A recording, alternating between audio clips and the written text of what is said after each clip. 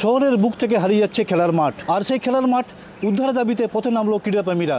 ছোট থেকে বড় সবাই এই বিক্ষোভে সামিল হয়। জানা যায় পুরুলিয়ার রঘুনাথপুর শহরে বিটিএম নামে একটি খেলার ময়দান ছিল, কিন্তু সেই খেলার ময়দানে দিনের পর দিন ফেলা হচ্ছে আবর্জনা, যার ফলে আবর্জনা স্তূপে পরিণত হচ্ছে সেই খেলার মাঠ। রীতিমতো সেখানে তৈরি করা হয়েছে ডাম্পিং গ্রাউন্ড।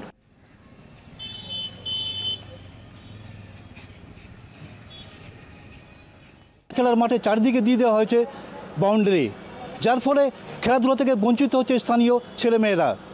এরই প্রতিবাদে এদিন তারা এই বিক্ষোভ আন্দোলনে সামিল হয়। অন্যদিকে ঘটনা খবর পেয়ে ঘটনাস্থলে পৌঁছায় রঘুনাথপুর থানার পুলিশ। বিক্ষোভকারীদের সঙ্গে দীর্ঘক্ষণ আলোচনা করার পর অবশেষে বিক্ষোভ তুলে নেন ক্রীড়াপ্রেমীরা।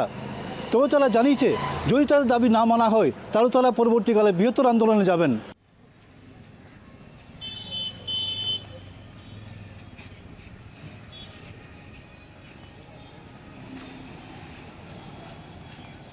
হচ্ছে আমাদের এটা বিটিএম মাঠ। ছোটোর থেকে আমরা এখানে প্র্যাকটিস করতাম, সব কিছু করতাম, খেলতাম।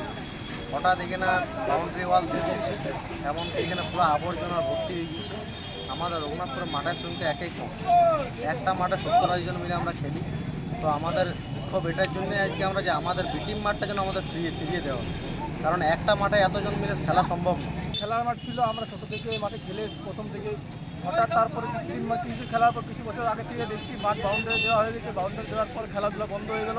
হঠাৎ তার মধ্যে স্তূপ জমে গেল, গাছপালা নানা রকম আবর্জনা ফেলা হচ্ছে। মাঠটা শুধু এখন আবর্জনা স্তূপ, আর কিছু না। মানে খেলাধুলার কোনো জায়গা নেই এটা, না কোনো কাজ হয়নি। দেখুন না, গাছপালা হয়ে যায়, কাজ হলে তো এটা কিছু না কিছু একটা হতো, কিন্তু সেখানে গাছপালা আর আবর্জনা, আর কিছু নেই। কি চাইছেন? আমরা চাইছি যে যাতে আমরা মাঠটা ফিরে পাই খেলার জন্য, আরো বিক্ষোভ করবো। এক্ষেত্রে আগামী দিনে প্রশাসন কী ব্যবস্থা নেয় সেই দিকে তাকিয়ে রঘুনাথপুরবাসী। আমার শহর পুরুলিয়া থেকে শওকত আলী, কলকাতা টিভি।